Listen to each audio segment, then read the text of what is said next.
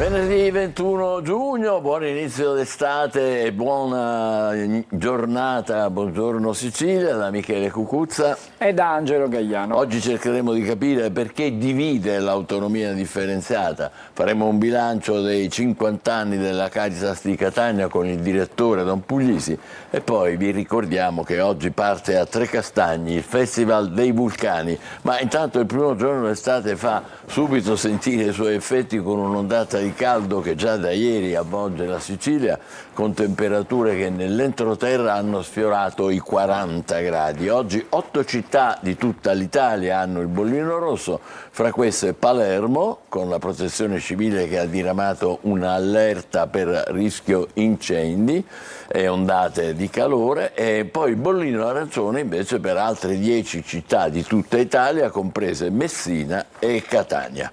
Movida violenta, la polizia di Catania ha arrestato 6 giovani accusati di fare parte di una baby gang, vedete le immagini, dedita a aggressioni all'interno, eccoli qua, discoteche. Indagini della squadra mobile coordinate dalla procura hanno permesso di ricostruire la dinamica dei pestaggi effettuati ai danni di vittime prese di mira per futili motivi senza un'apparente ragione. I fatti risalgono al febbraio e al marzo di quest'anno e nell'ambito delle stesse indagini sono stati notificati ai destinatari delle misure restrittive, compresi dei DASPO emessi dal questore di Catania.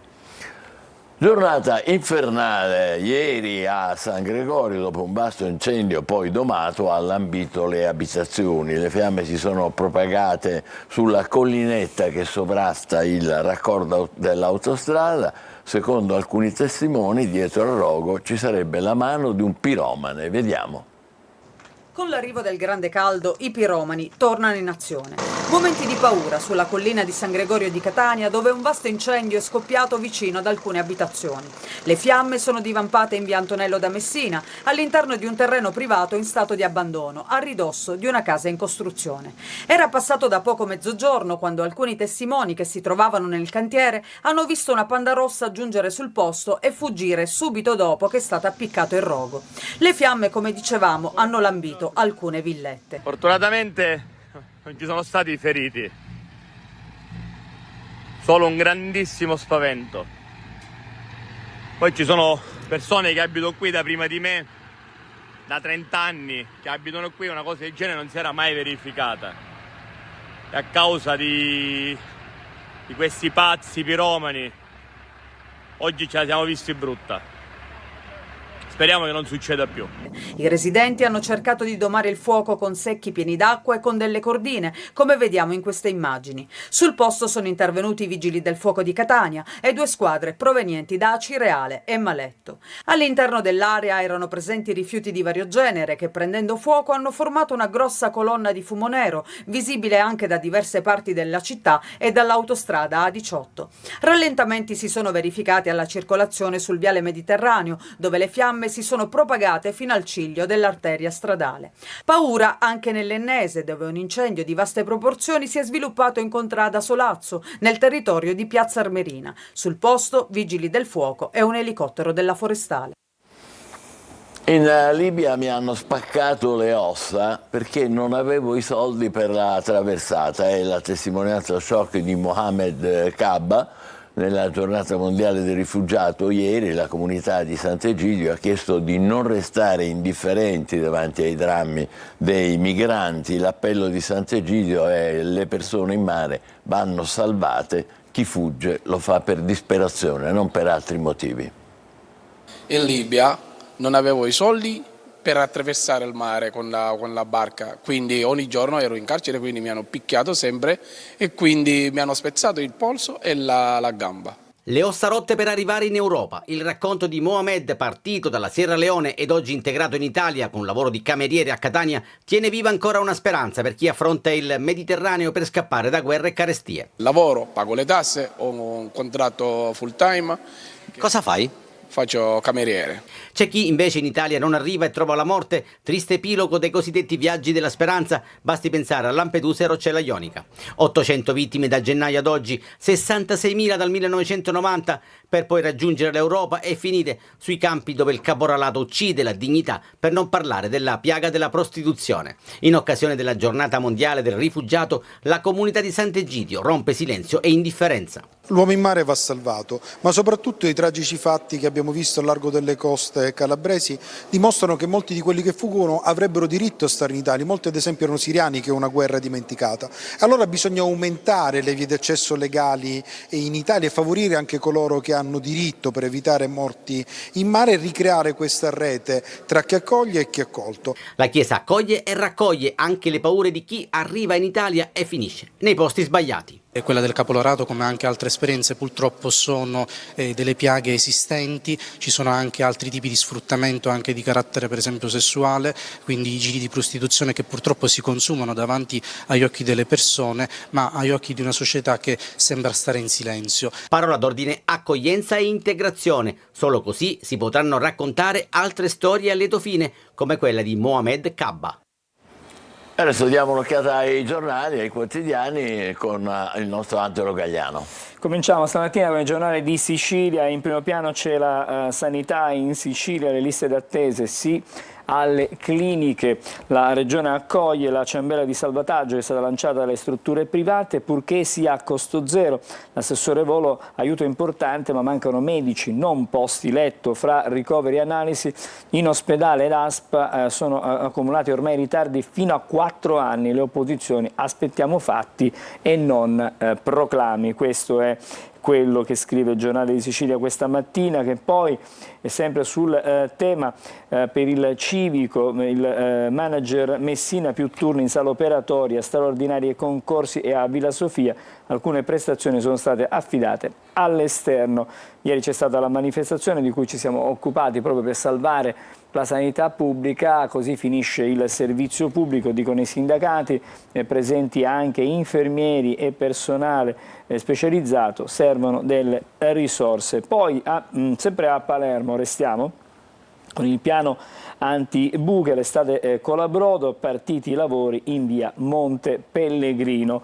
L'interrogatorio di 2 medici a proposito dell'inchiesta su Matteo Messina Denaro: curavamo il boss latitante senza sapere chi fosse, saputo solo dopo dell'arresto che si trattava di Matteo Messina Denaro. Poi la fotonotizia stamattina la troviamo su quasi tutti i quotidiani, non solo quelli regionali, cioè la brutta figura dell'Italia contro la Spagna, un'Italia senza carattere e grinta. La Spagna sale in cattedra, europei di calcio, azzurri battuti 1-0, l'autogol di Calafiori porta gli iberici in testa al girone, e per la squadra di Spalletti adesso diventa decisiva lo scontro di lunedì contro la Croazia. Per essere certi di passare il turno servirà almeno un pareggio.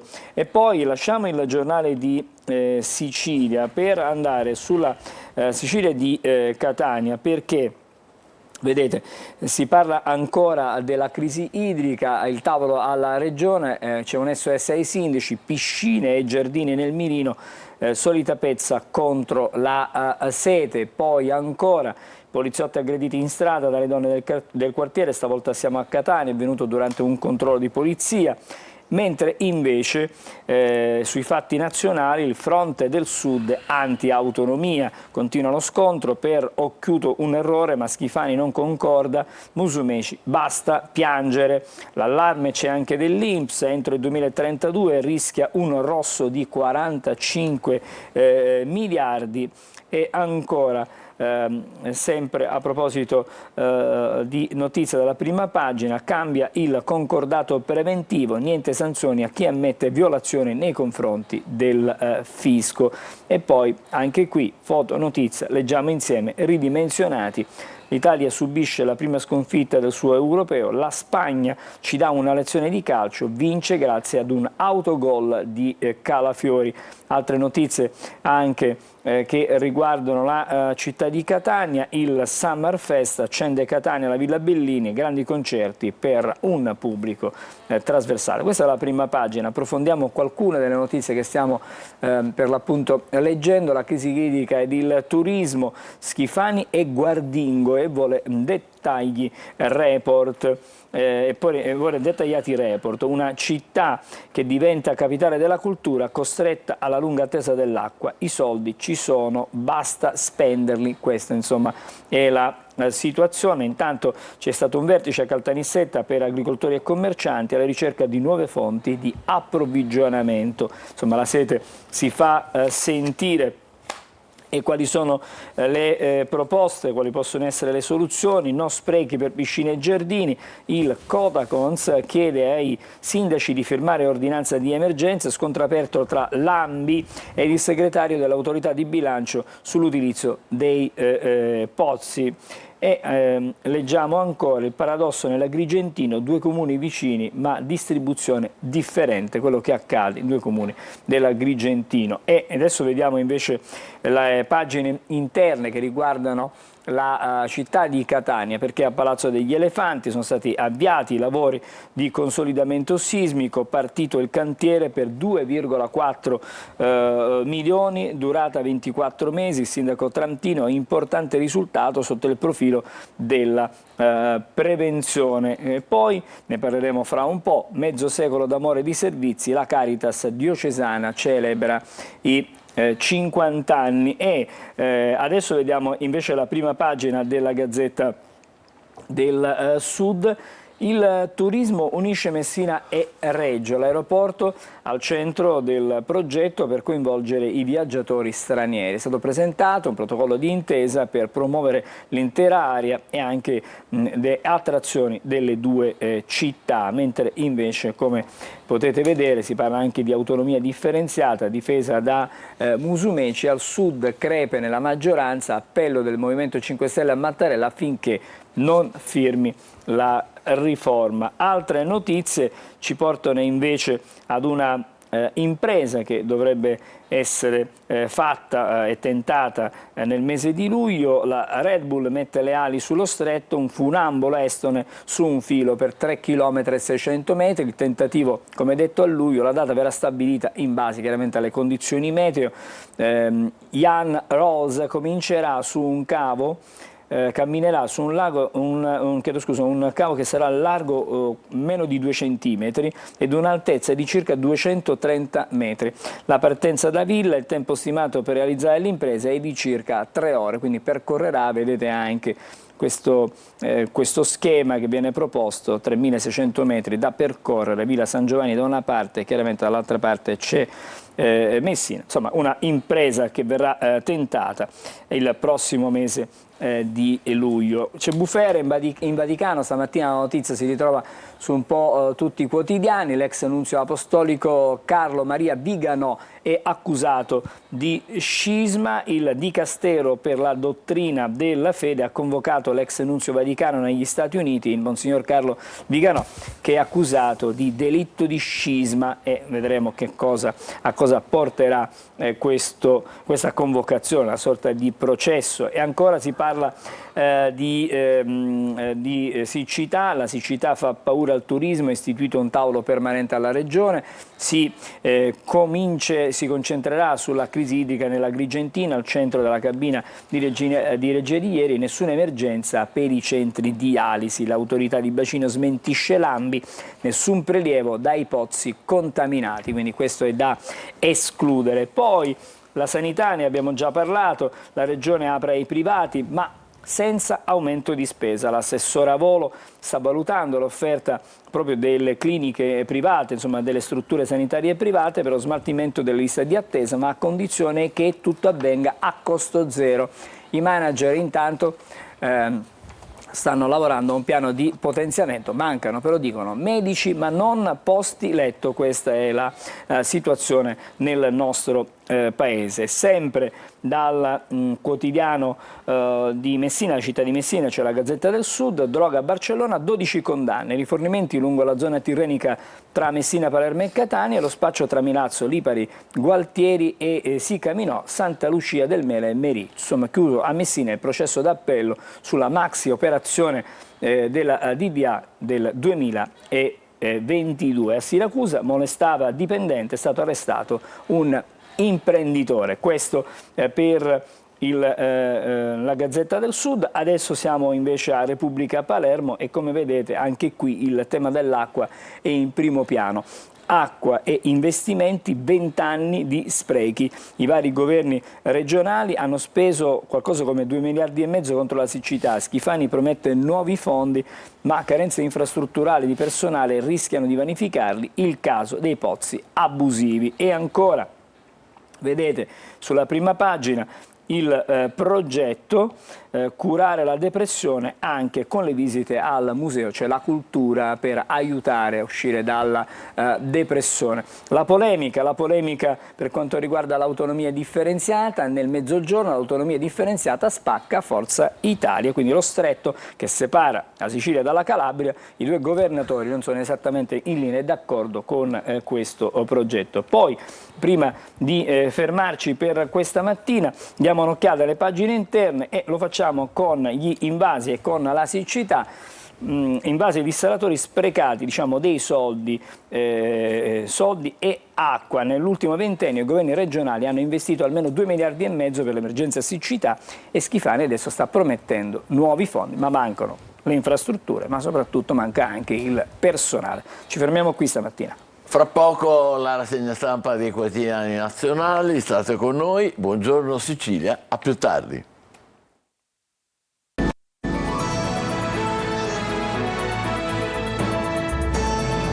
Buongiorno Sicilia, rassegna stampa nazionale con Angelo Gagliano. Allora, cominciamo stamattina con il Fatto Quotidiano. Intanto in testa il Vaticano processa per scisma l'arcivescovo Viganò che definisce il concilio cancro e il Papa metastasi. Ma possibile che l'accusa sia arrivata così tardi? Questa è la riflessione che fa il Fatto Quotidiano. E poi il titolo principale: la guerra di secessione, suddisti contro nordisti, autonomia, Campania, Puglia, Calabria e Sardegna pronte per la consulta a maggioranza divisa. De Luca vuole guidare l'azione legale, i pizzini di Tajani anti-occhiuto. Insomma, questa è la situazione che viene... Ne parleremo fra poco con un professore, un docente che ci spiegherà un po' in che cosa consiste. Prima di tutto dobbiamo capire, poi decidere se ci piace o no. E poi adesso vediamo il Corriere della Sera. Vedete, il titolo è sempre dedicato all'autonomia. Tensione sull'autonomia, riforme, dubbi anche dentro Fratelli d'Italia. L'Unione Europea torna in pressing, ratificate il MES. Trattativa sulle nomine in Europa, la Meloni e l'idea di un ruolo perfitto, stop dei conservatori a Orban, questa è la situazione. E poi la NATO, l'olandese Rutte guiderà la NATO e Putin evoca scenari nucleari. Una notizia che spesso ritorna sulle prime pagine dei giornali. Ancora l'accusa shock del Vaticano, Viganò a processo per scisma, convocato dall'ex Sant'Uffizio, lui è un onore. Ancora un morto sul lavoro, una bruttissima e tragica storia.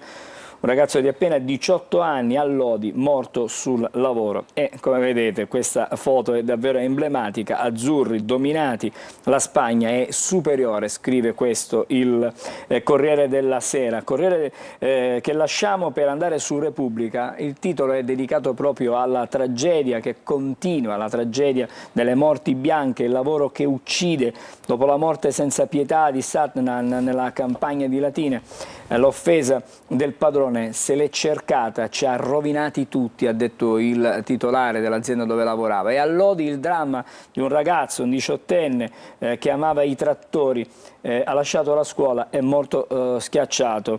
L'Istat intanto ci dà un dato sui poveri che è impressionante, sono circa 5,6 milioni nel mezzogiorno, la vera emergenza. E poi anche qui il Vaticano, Monsignor Viganò sotto processo per scisma, io come Lefebvre, così dice Monsignor Viganò. Poi ancora l'autonomia, anche qui si parla sulla Repubblica, Fronda in Forza Italia nella maggioranza e Nord accelera sulle deleghe. Vediamo anche Avvenire. Disabilità da grandi, il titolo scelto questa mattina. La ministra Locatelli al G7, una carta per la valorizzazione di autonomia e inclusione. Per l'Ocse i prezzi delle case scoraggiano la natalità, Roccella, patto per le imprese. E poi, come vedete, la morte di Satnam scuote il paese e la politica. Posizioni scismatiche, Viganò va sotto processo. Ancora una volta si ritrova questa notizia, a destra e a sinistra il Sud si divide sull'autonomia, Molinari, non sfasciamo il paese. Poi si parla anche di migranti, stop alle motovedette a Tunisi che già allarga la sua SAR, il Consiglio di Stato blocca l'operazione, quindi le nostre motovedette non potranno andare a Tunisi. Vediamo la prima pagina della Stampa. MES, l'Unione Europea contro l'Italia, Giorgetti, non firmiamo per far partire l'autonomia, servono 170 miliardi da destinare ai LEP e quindi insomma sì, c'è la legge ma mancano i fondi e quindi vedremo come andrà a finire. L'Eurogruppo intanto è in pressing, penalizzati gli altri stati, nomine, Rutte va insomma diventa il nuovo segretario della NATO. E poi lavoro calpestato tra gli amici di Satnam, trattati come bestie, il paese dei caporali che paga 3 euro l'ora. Questo è il racconto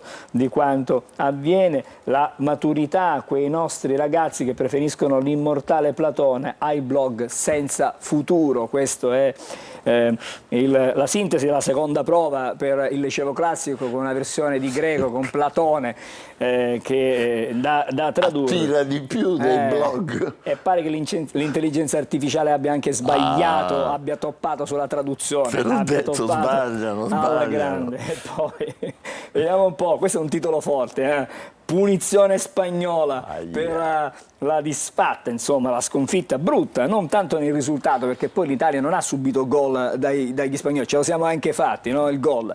Però non siamo riusciti mai a tirare nella porta della Spagna, mentre il nostro Donnarumma è stato l'eroe veramente della serata. Lasciamo la prima pagina della Stampa, adesso vediamo anche il Messaggero. Anche qui vedete il titolo è quello, la notizia di stamattina, il nodo autonomia. Il tema più fondi alla capitale, anche qui insomma su questa storia servono soldi, il tutto gira attorno ai soldi, allarme un'industria, le risorse perse vanno compensate, il caporalato stretta sui permessi, il Consiglio dei Ministri, la tragedia del bracciante di Latina, la Meloni, fatto disumano, serve una risposta, più controlli sugli ingressi e bollino per le aziende nei campi del Pontino, 30.000 invisibili.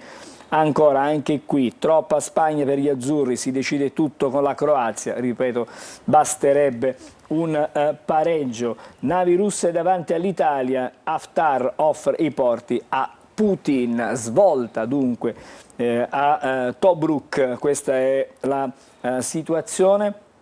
Leggiamo anche il giornale. Tutta la verità sull'autonomia. Vediamo qual è questa verità. Più poteri alle regioni, la riforma farà ripartire il paese. La sinistra ora la attacca, ma prima la sosteneva. Gelmini non spacca l'Italia. Errore, il no di Azione. Motovedette italiane fermate dai giudici, lo abbiamo già visto, e poi Toti sequestrato, una roba da URSS perché resta agli arresti domiciliari il governatore della Liguria. Vaticano, Viganò accusato di scisma. Anche qui non manca, stamattina su tutti i giornali, gli azzurri finiscono trafitti dalla corrida spagnola. C'è tanta fantasia, dobbiamo anche dire, dobbiamo anche ammettere questa mattina nei titoli dei giornali. Libero, neanche i vicini di casa, e questa è una storia tutta di Libero evidentemente, neanche i vicini di casa sopportano la Salis, l'anarchica della Brianza, la gelida accoglienza nel quartiere Bene di Monza dove è tornata la deputata, che vergogna averla come rappresentante in Europa. Intanto il bracciante è morto, cose più serie, Meloni, atti disumani e la sinistra incolpa lei. E poi, vedete, questa è una notizia che ha soltanto stamattina il quotidiano Libero, ci mancava solo il partito di Di Beraggi. grillini anticonte in piazza e l'inizio di un nuovo movimento, quindi pare che ci possa essere una scissione all'interno del movimento che possa portare ad un nuovo partito. Abbiamo il tempo stamattina per un'ultima prima pagina, allora vediamo il manifesto. Come sempre c'è una foto che accompagna la notizia, la frattura. La sanità è già differenziata. Dopo l'approvazione della legge sull'autonomia voluta dalla Lega, la maggioranza si spacca e i medici denunciano tra sud e nord e tra ricchi e poveri. La disuguaglianza nelle cure non sono mai state così alte e adesso andrà anche peggio. Ci fermiamo qui. Bene, allora fra pochissimo con il professor Nicola Gullo dell'Università di Palermo cercheremo di capire meglio di che cosa si tratta, perché divide così tanto questa autonomia differenziata. Intanto però diamo un'occhiata al tempo, come è giusto che sia, soprattutto se dovete uscire, speriamo di no, così continuate a guardarci e poi ci vedremo fra pochissimo. Buongiorno Sicilia. Bentrovati da Clara Ventura di Trebi Meteo nella giornata di venerdì, tempo instabile al nord per il passaggio di una perturbazione che porterà fenomeni localmente anche intensi, mentre al centro-sud e sulle due isole maggiori, dunque anche sulla Sicilia, l'alta pressione continuerà a dominare la scena meteorologica. Sarà ancora un venerdì caldo con afa in aumento, rischio dunque per quanto riguarda la siccità, valori massimi fino ai 38-39 gradi.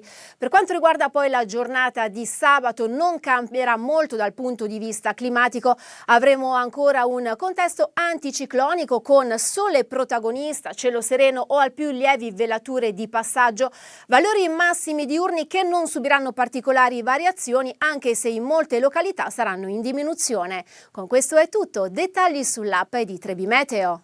È venuto a trovarci Don Nuccio Puglisi, che è direttore della Caritas diocesana di Catania, che celebra in questi giorni i suoi 50 anni. Benvenuto, buongiorno. Grazie, ci sono buongiorno. state due belle manifestazioni in questi giorni, una al seminario arcivescovile dei Chierici con un incontro mezzo secolo d'amore, 50° anniversario appunto della Caritas diocesana, con rievocazione dei momenti più significativi della storia di questo organismo benemerito e importantissimo. E poi ieri a San Nicolò l'Arena c'è stata la celebrazione eucaristica, quindi una cerimonia altrettanto importante. Però dobbiamo parlare, padre, qua della situazione purtroppo non allegra dei poveri. Abbiamo appena letto il dato dell'Istat nazionale che ci dà 5,6 milioni di poveri nel Mezzogiorno, in tutto il Sud. La Caritas che lei dirige è la Caritas catanese, ma anche qui avete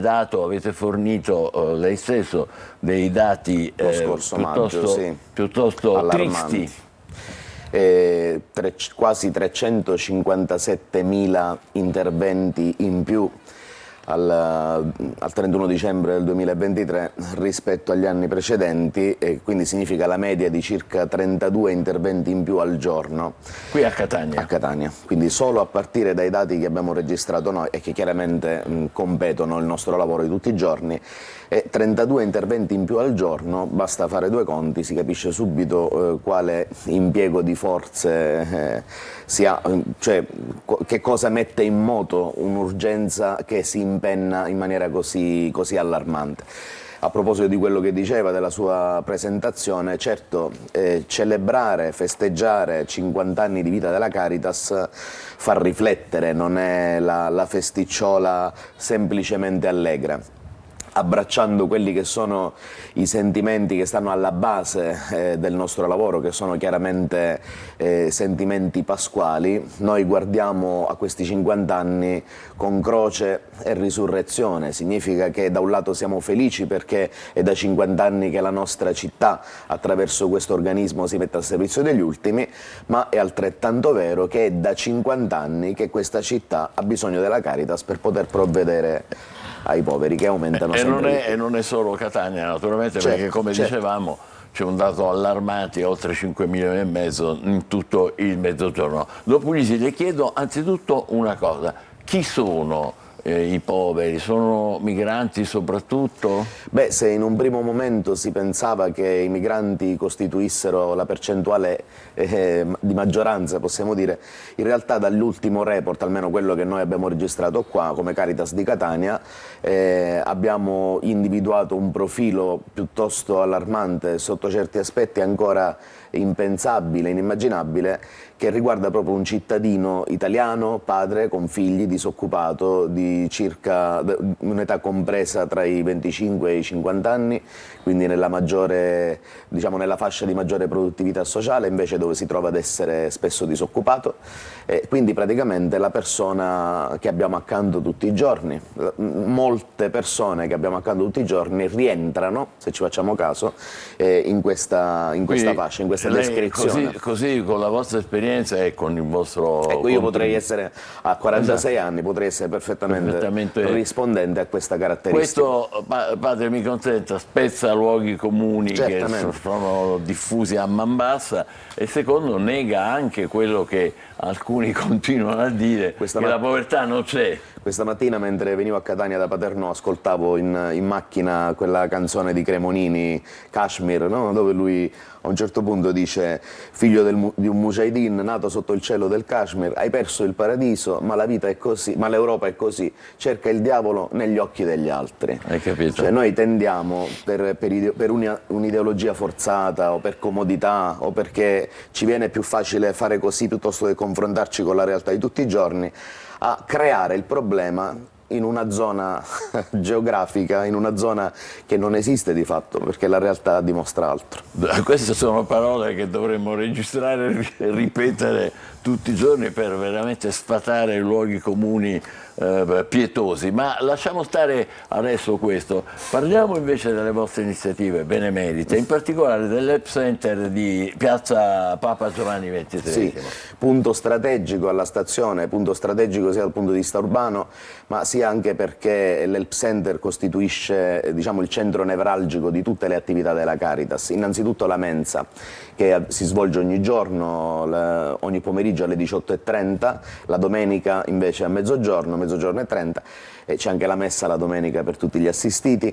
E poi allo stesso tempo l'Help Center soprattutto offre il servizio dell'ascolto, quindi attraverso questo servizio quotidiano, attraverso l'assistenza e la presenza di un assistente sociale, di uno psicologo, di tutta una serie di medici che attraverso una turnazione offrono un primo soccorso, un reindirizzamento sanitario ai nostri assistiti, insomma una serie di servizi che si mettono proprio in ascolto dei bisogni che ci vengono raccontati da tanti assistiti.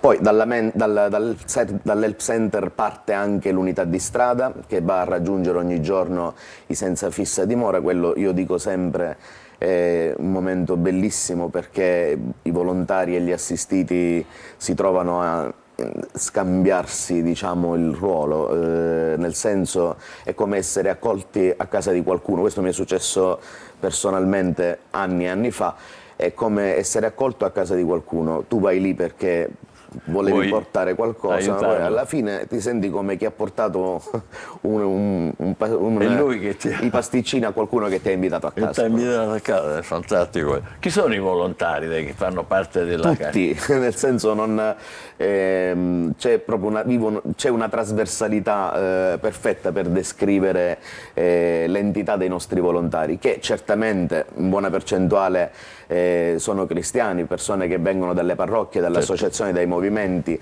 e che scelgono di offrire questo servizio, ma abbiamo anche tante persone magari non religiosamente determinate in una scelta precisa, oppure che appartengono ad altre confessioni. Quindi anche laici? Anche persone che possibilmente non si professano cristiane o addirittura credenti, ma tutti si è lì perché si riconosce una necessità di fede forse prioritaria. Io credo che prima di tutto quella persona abbia bisogno, e da qui partono tutte le altre, no? Certo. Lei ha citato, mi permetta di citarla mentre è qui in diretta, ma leggo una sua frase dal quotidiano La Sicilia che, come dire, ho sotto gli occhi, e lei ricorda un'affermazione di Paolo VI, San Paolo VI, e dice: al di sopra dell'aspetto puramente materiale della vostra attività, della certo. Caritas, diceva il Papa, deve emergere la sua funzione prevalentemente pedagogica. Curioso certo. questo, perché pedagogica? Perché la Caritas, ecco, pensiamo a questa cosa, se la Caritas fosse nata con la pretesa di poter riempire tutte le lacune assistenziali che esistono sul territorio, questo sarebbe stato un peccato originale, un difetto d'origine. Presunzione. Assolutamente sì, non solo presunzione, ma anche in qualche modo un danno a quei meccanismi che regolano lo Stato sociale, certo, la relazione tra la Chiesa e lo Stato, tante cose.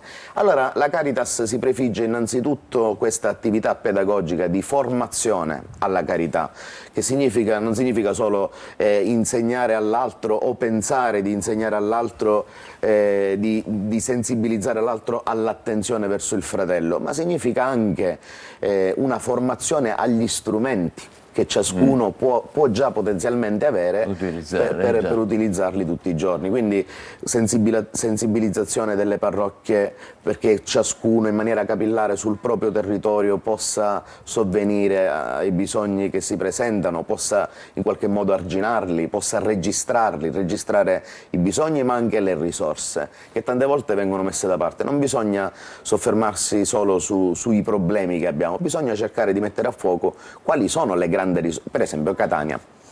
Catania è una città piena di risorse, è una città dove, lo dico sempre, è veramente difficile morire di fame. Allora, questo che cosa significa? Ci vorrebbe veramente tantissimo perché il catanese si indurisse al punto tale da rimanere davvero indifferente. Eppure viviamo sotto la tempesta di una tale frenesia che questo rischio si fa sempre più vicino, si diventa indifferenti, si diventa diffidenti, egoisti. Anche a Catania questo avviene? È una tendenza. A Catania fortunatamente ci vorrà più tempo, ma dobbiamo pensarci prima. Dobbiamo mettere i catanesi nella condizione di desiderare una Catania sempre più bella. Catania è già bella, perché imbruttirla quando la si può rendere ancora più bella? È bello anche questa considerazione. Io sono innamorato della mia città. Questa considerazione che fa, per cui occuparsi degli altri significa anche cercare il bello, questo è estremamente una forma importante. di bellezza, una forma di bellezza.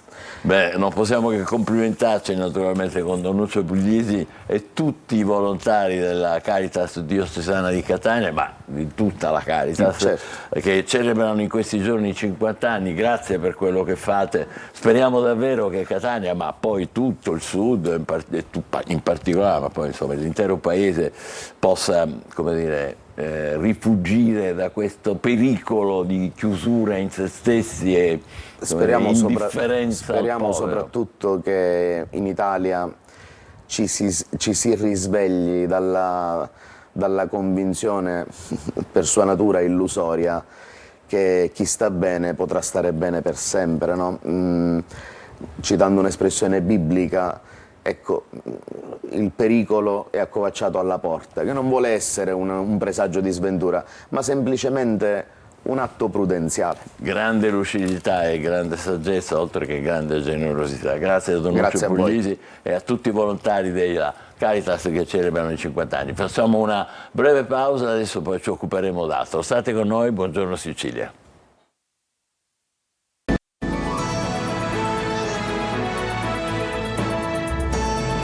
Buongiorno Sicilia, autonomia differenziata, ci spiegherà tutto il professor Nicola Gullo, ordinario di diritto amministrativo del Dipartimento di Giurisprudenza dell'Università di Palermo. Buongiorno professore, benvenuto. Buongiorno, buongiorno a tutti i telespettatori. Professore, prima di darle la parola mi consentirà, perché da giornalista non posso fare a meno. Uno dice: questa legge, che ormai è legge dello Stato, approvata da tutte e due le Camere, divide, diciamo, da un punto di vista degli schieramenti, perché 5 regioni di sinistra si preparano a proporre il referendum abrogativo, sono Emilia, Puglia, Campania, Sardegna e Toscana. Poi i 5 Stelle chiedono al Colle di non promulgare questa legge e De Luca, che è il governatore della Campania, prepara addirittura il ricorso alla consulta. Allora uno dice, vabbè, ma siamo alle solite logiche di schieramento, tant'è vero che Veneto e Lombardia, che sono di orientamento opposto, si sono già prenotate per 9 deleghe di quelle previste dall'autonomia, compreso il commercio estero, la protezione civile, la previdenza, il sistema tributario, importante, i rapporti con l'Unione Europea. Ma non è soltanto questo, perché anche il Sud si divide al suo interno. 2 governatori che appartengono alla stessa area politica, cioè Forza Italia, dicono 2 cose diverse. Occhiuto della Calabria dice è un errore questa legge, Schifani della Sicilia lo attacca e dice non è vero, il Sud sarà più efficiente. Inoltre anche qualcuno della Lega è tiepido, Vannacci, proprio lui dice non sono né favorevole né contrario. Allora come stanno le cose, professore?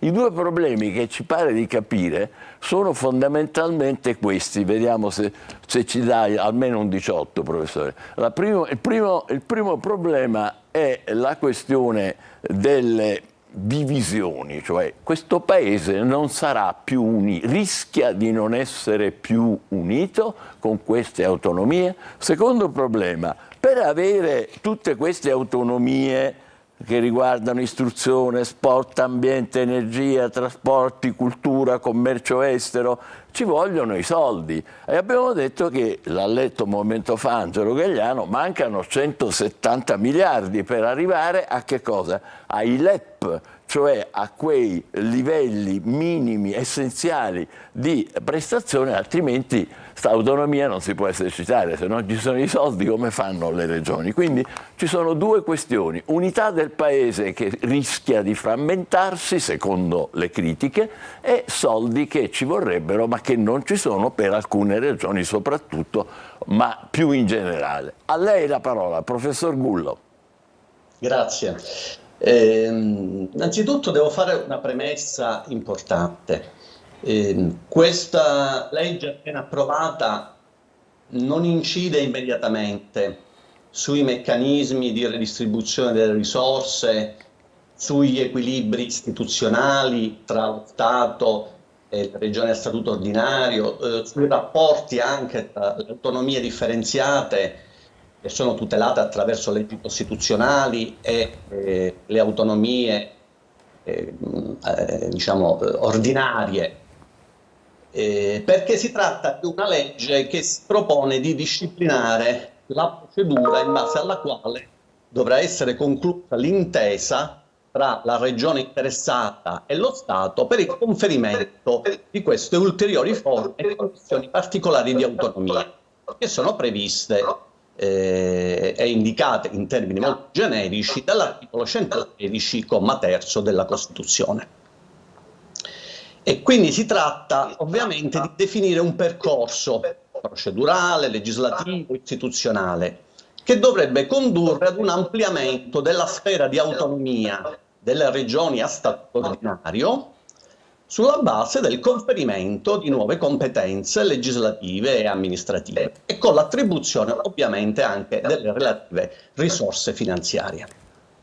Bisogna premettere, non perché voglio naturalmente sfuggire diciamo, alle sue domande, ma per delineare il quadro di riferimento, che questa disposizione costituzionale, che è stata introdotta con una riforma del 2001 approvata allora da una maggioranza parlamentare di centrosinistra, non è particolarmente puntuale e precisa nel chiarire i presupposti e anche l'ampiezza di questa espansione dell'autonomia delle regioni a statuto ordinario.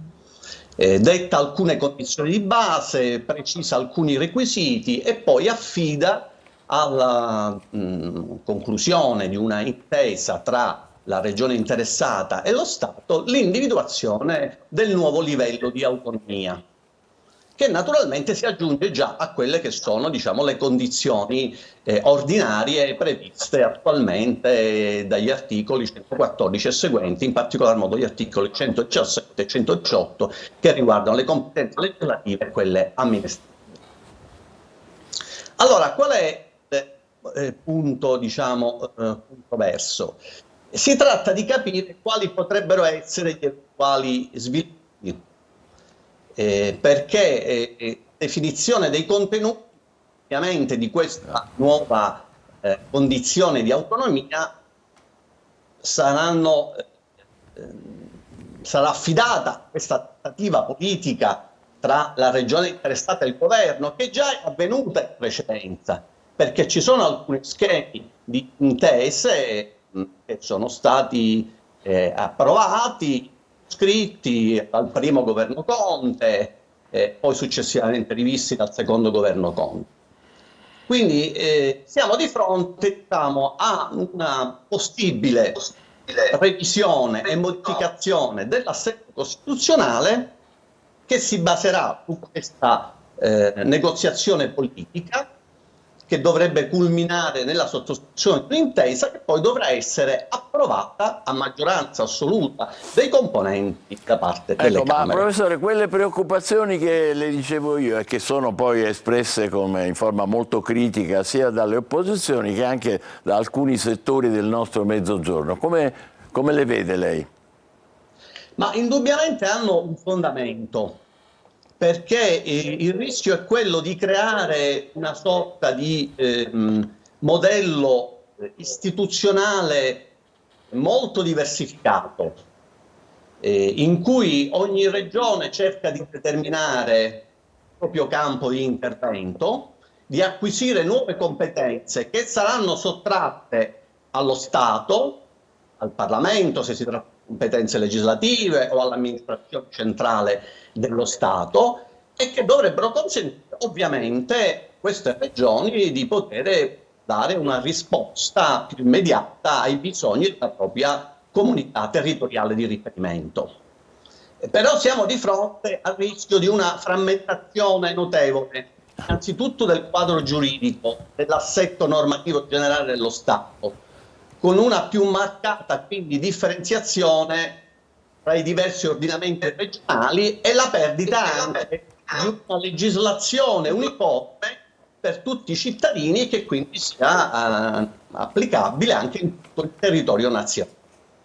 Quindi questa evidentemente è una prima ragione anche di perplessità e di preoccupazione, sulla base anche dell'analoga esperienza giuridico-istituzionale che noi riscontriamo nell'ordinamento spagnolo, che costituisce per certi versi il modello di riferimento anche di questo articolo 116 nella nuova versione con la riforma del 2001. Quindi una sorta di percorso istituzionale e procedurale che dovrebbe permettere alle diverse regioni di differenziare tendenzialmente anche il campo di azione, le competenze, la sfera e l'autonomia. Ecco, professore, mi scusi, siccome non è perfetto l'audio, dobbiamo arrivare alla conclusione. Mi spiace spingerla a essere ancora più sintetico. Grazie.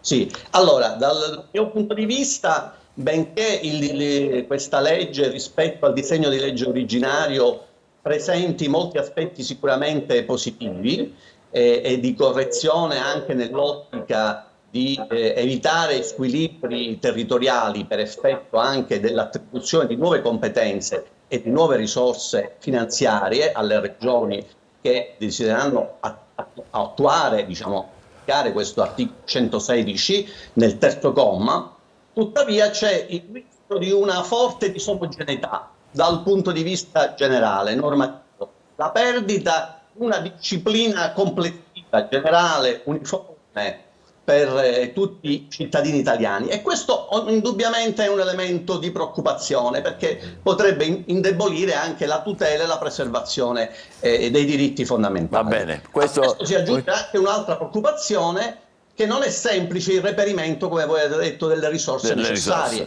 Questo potrebbe comportare un aumento delle entrate attraverso una nuova imposizione fiscale o eventualmente una rimodulazione della spesa pubblica che potrebbe però privare lo Stato di quelle risorse finanziarie necessarie anche per attuare le misure di carattere compensativo, perequative nei confronti delle regioni che si trovano in una condizione di ritardo socio-economico rispetto alla parte più avanzata del paese. Come un gatto Quindi che si morde la coda. Grazie professore, noi purtroppo siamo obbligati a chiudere qui la nostra interessante e importante conversazione. Le sue considerazioni sono estremamente interessanti, sia nella prima parte che anche in quella in cui metteva in evidenza i rischi e i limiti. Torneremo a parlarne ovviamente perché è l'argomento di questi giorni. Grazie molte al professor Nicola Gullo, ordinario di diritto amministrativo del Dipartimento di Giurisprudenza dell'Università di Palermo.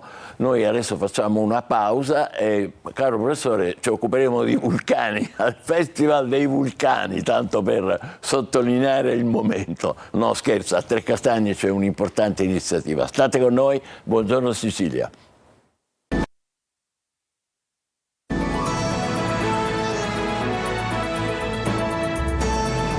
Buongiorno Sicilia, abbiamo due ospiti, Giuseppe Riggio che è il direttore del Festival dei Vulcani e Giovanni Barbagallo che è presidente della Fondazione Trecastagni Patrimonio dell'Etna. Perché? Perché da oggi per 3 giorni il comune di Trecastagni appunto sarà palcoscenico della seconda edizione del Festival dei Vulcani Etna Terre in Movimento. E ci sarà, come dire, in particolare una serie di seminari serali organizzati dall'Osservatorio dell'Etna, vero? Sì, abbiamo un rapporto di patrocinio e di collaborazione molto importante con INGV, che è il nostro partner sin dalla prima edizione, e quindi sin da stasera apriremo la mostra dedicata all'eruzione del 1971 con le bellissime foto di Salvatore Tomarchio, che fu un'eruzione che segnò un'intera generazione, compresa la mia. E poi domani avremo il dottore Di Vito, che è il direttore dell'Osservatorio Vesuviano, quindi significa che è quello che in questo momento misura la pressione dei campi flegrei, che gli fa il check-up ogni mattina. Lui si sta sul chi vive, diciamo.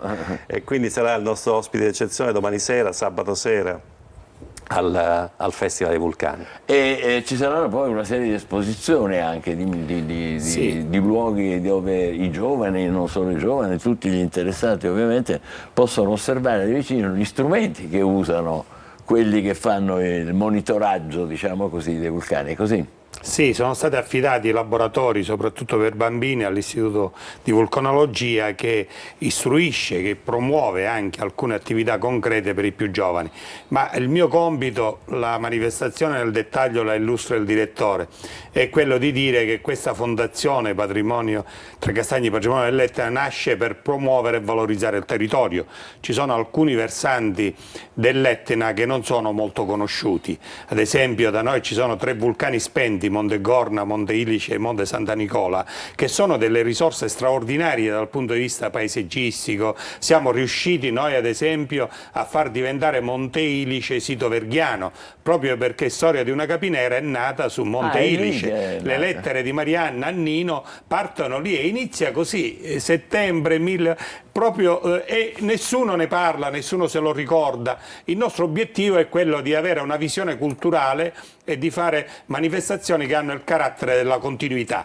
Questa è la manifestazione più importante che è stata ideata ed è diretta da Giuseppe Riggio, ma facciamo altre cose, non tante, proprio perché vogliamo che le cose che facciamo abbiano una prospettiva, un futuro. I più piccoli possono partecipare anche a questo laboratorio Vulcani di Carta. Sì, questo è sempre curato da INGV, ma c'è anche la storia di Efesto raccontata ai bambini, che insomma che è una bella da Riccardo e Margherita. Le origini, il mito raccontato ai bambini. L'anno scorso ha avuto grande successo anche questo aspetto. E poi parleremo anche di vulcani lontani, perché in realtà la bellezza un po' secondo me di questa comunanza del far parte delle terre vulcaniche, è che ci sono grandi aspetti in comune ma anche grandi differenze, e quindi siamo tutti accomunati dal vivere su montagne che sono in continuo cambiamento. Io ho scritto un libro 35 anni fa, io dico che è ormai da buttare, nel senso che era una guida, no? Era una guida a questi luoghi. L'Etna è cambiata completamente, no? Ha cambiato aspetto, ha cambiato... E quindi mettiamo insieme l'Islanda, mettiamo insieme, l'anno scorso abbiamo avuto le Canarie, quest'anno parleremo di Islanda grazie a un catanese che vive lì ormai da 6 anni. Ah sì, in Islanda? Sì, Marco Di Marco, tra l'altro figlio di giornalista, vive in Islanda ormai da 6 anni, fa la guida, fa il fotoreporter. Quindi ha portato materiale da... Ci ha mandato 25 minuti di video che ha fatto apposta, ha prodotto apposta per il festival. Che bello. Così come stasera per esempio parleremo di guida, della professione di guide. Bello non tanto, perché in Islanda leggo qua recentemente una cittadina è stata raggiunta dalle colate. L'ha raggiunta, ha coperto in parte la famosa Laguna Blu. L'ha minacciata e lì Marco Di Marco è sostanzialmente sul pezzo, è lì proprio sui luoghi ormai da anni, e quindi ce la racconterà minuto per minuto con la sua testimonianza. Così come stasera abbiamo le guide dell'Etna, è un altro capitolo molto interessante, perché è un settore in grande trasformazione. Io ricordo le vecchie guide, i giornalisti che ci hanno preceduto li chiamavano tutti il ciclope, cioè a un certo punto c'era il ciclope Vincenzino Barbagallo, che come no? lei in famiglia c'ha avuto un vulcanologo, se lo ricorda bene. Vincenzino Barbagallo, i giornalisti lo chiamavano il ciclope, cioè tornavo e dicevano mi ha accompagnato il ciclope dell'Etna.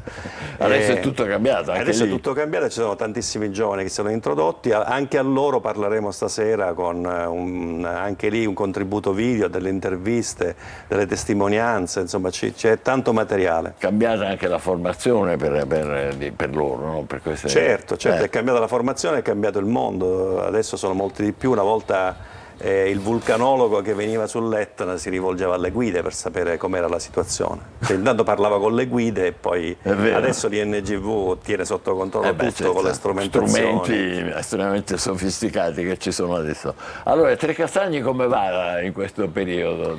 Trecastagni va bene, nel senso che noi vogliamo rilanciarla e collaboriamo. Il segreto del successo è la creatività, l'innovazione e la collaborazione, quindi ci sono anche delle partnership che si occupano di settori specifici, ad esempio le tenute Nicosia che si occupano di questo gemellaggio sui vini, i vini dei Campi Flegrei e i vini, l'enogastronomia delle nostre zone, così come ci sono ad esempio i soci di Etna Viva che si occupano della parte escursionistica, naturalistica. Questo è un aspetto molto importante perché l'Etna è conosciuta nel mondo come vulcano, quindi un laboratorio scientifico di interesse internazionale. Noi la vogliamo fare conoscere anche come montagna, perché ci sono alcuni aspetti della montagna che vengono sottovalutati e che noi vogliamo valorizzare. Da questo punto di vista Trecastagni non è stato mai considerato un paese dell'Etna come Lingua Glossa, Zafferana o Nicolosi, quindi questo versante che ha grande potenzialità noi stiamo cercando di farlo riscoprire. Terra in movimento vuol dire questo? Terra in movimento perché siamo in apprensione, perché spesso ci sono delle piccole scosse, anche le conseguenze negative della cenere dell'Etna, però sono terre in movimento che hanno una ricchezza pazzesca. Ad esempio dalla terrazza di casa della Capinera, lì su Monte Ilice, noi abbiamo una visione dell'Etna dietro le spalle, del mare di fronte, cioè sono dei posti straordinari che la Fondazione si propone di promuovere e valorizzare. Complimenti anche per questo. Ricordo allora, parte oggi il Festival dei Vulcani, Etna protagonista, ma poi tutti i vulcani, da oggi fino a dopodomani, il comune di Trecastagni. Complimenti a chi è direttore del Festival, Giuseppe Riggio, e complimenti a lei che è il presidente della Fondazione Trecastagni Patrimonio dell'Etna, Giovanni Barbagallo. Bene, noi adesso invece ci guardiamo l'almanacco.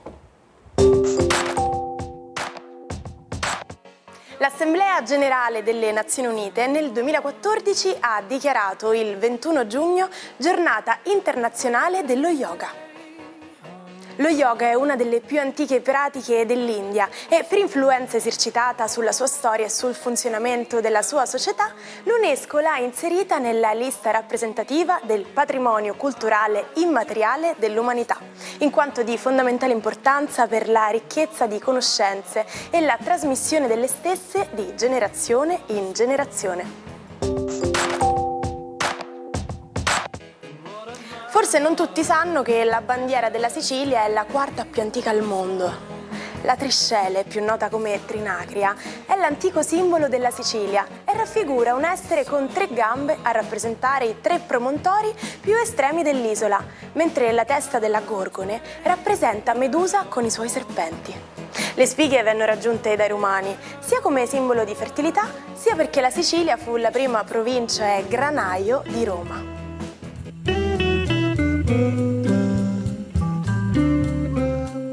Ai tempi di Roma come guardavano le stelle?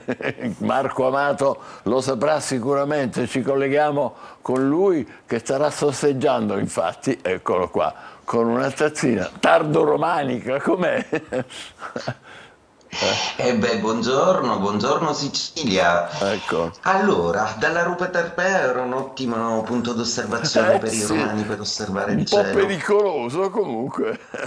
Un po' pericoloso, ma il punto d'osservazione ideale era quello, anche perché l'osservazione delle stelle nasce in una depressione che era quella della valle mesopotamica, proprio perché essendo una depressione rispetto al livello del mare, la convessione del punto d'osservazione, quindi dell'angolo azimutale, azzerava il riverbero notturno del deserto, per cui il firmamento sembrava così fortemente visibile. I punti d'osservazione del cielo in realtà sono dei luoghi naturali spettacolari, tanto nella Valle Mesopotamica quanto a Roma, quanto noi ne abbiamo uno in Sicilia preziosissimo che pochi conoscono, che è l'altopiano dell'Argimusco. Dall'Argimusco si possono osservare le stelle in una maniera assolutamente eccezionale, anche se io preferisco guardarle da Pantelleria d'estate, mi piace di più.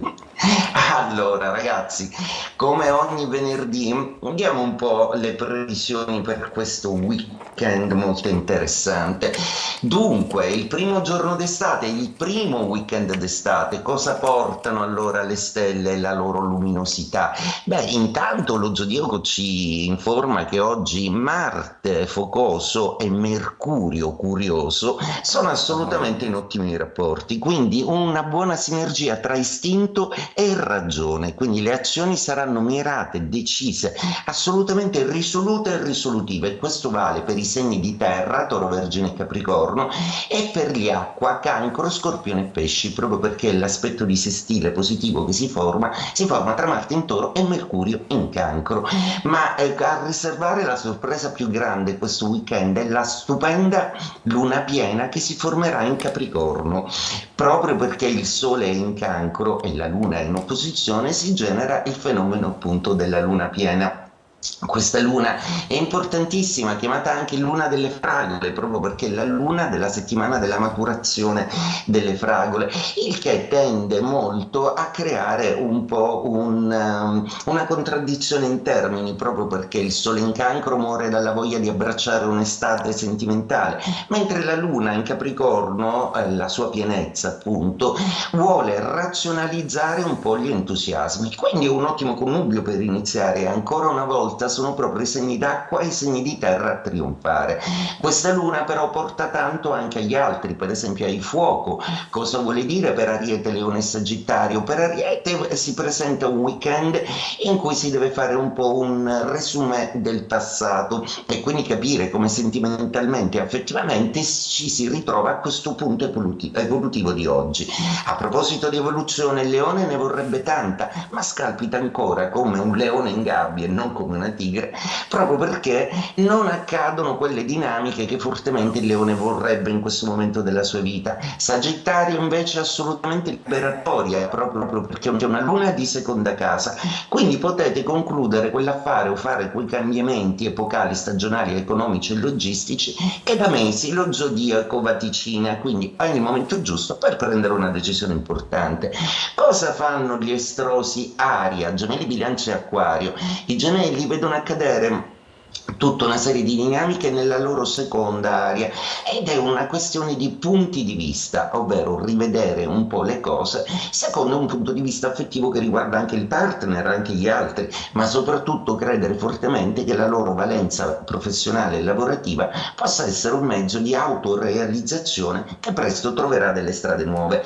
Bilancia è quella un pochino sempre più settata sulla romanticità. La signora Bilancia infatti non ama molto i pianeti in Cancro e men che meno la Luna in Capricorno, quindi un weekend un pochino pensieroso, organizzativo, un weekend in cui avrà bisogno di molto riposo per fronteggiare uno stress organizzativo familiare che le sta molto a cuore. E per ultimo concludo con l'Acquario, segno zodiacale che assolutamente ha la valenza della fantasia e dell'originalità, molta distanza in gradi per quello che riguarda i movimenti in Cancro, ma assolutamente analogica alla Luna in Capricorno, una Luna di 12ª che rende l'Acquario emotivo ma razionale al tempo stesso, un Acquario che è disposto a lasciare perdere per avere più spazio nel proprio cuore, nel proprio tempo, per fare delle cose a cui ne la vada tanto.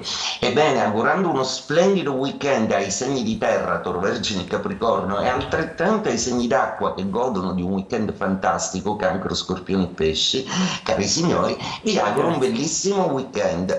Buon weekend Sicilia. Grazie naturalmente, altrettanto a te caro Marco Amato, ci rivedremo lunedì. Abbiamo ancora il tempo per dare un'occhiata ai giornali? Stamattina lo facciamo online perché c'è una brutta notizia, una brutta vicenda, rapina nella villa di Roberto Baggio durante Italia-Spagna. Tutta la famiglia è stata sequestrata per 40 minuti, l'ex calciatore è stato picchiato dai ladri, i banditi hanno chiuso tutti in una stanza, Baggio ha provato a reagire, è stato colpito alla fronte dal calcio di una pistola. Ma dove? In Veneto? Dove è successo? Ad Altavilla Vicentina. Quindi provincia di Vicentina. Mamma mia, poveri. Davvero una brutta storia. Allora, noi invece continuiamo tornando al passato, 21 giugno ma del 1947, dopo un'interruzione di alcuni anni riparte la 1000 miglia, interrotta a causa della guerra, è chiaro, 47. È la gara che parte da Brescia e fa un nuovo percorso di 1800 km, questo nel 47, sono 155 piloti in gara, vincerà Clemente Biondetti a bordo di questa macchina che era un Alfa Romeo. 21 giugno del 1963 Giovanni Battista Montini è stato eletto nuovo pontefice vescovo di Roma, Papa Paolo VI, così ha deciso di chiamarsi, avrà grandi responsabilità, succederà infatti a Papa Roncalli, il cosiddetto Papa Buono, porterà avanti il percorso di apertura e innovazione del suo predecessore portando a termine con successo il Concilio Vaticano II e poi ancora per la prima volta nel 21 giugno del 1999, il ruolo di allenatore di una squadra di campionato di calcio, la Viterbese, che giocava al tempo nella Serie C, viene assunto da una donna, Carolina Morace.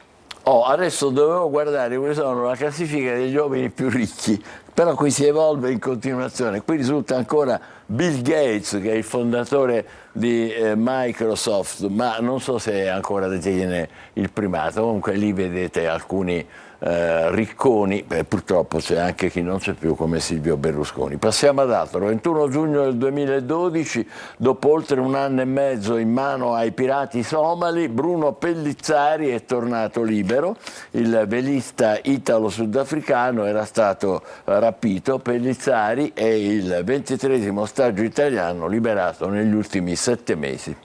21 giugno del 2012, multa da 2,3 milioni di dollari per la Apple. La casa di Cupertino è stata condannata dalla magistratura australiana per aver ingannato volutamente il pubblico attraverso diversi spot pubblicitari considerati ingannevoli per l'appunto.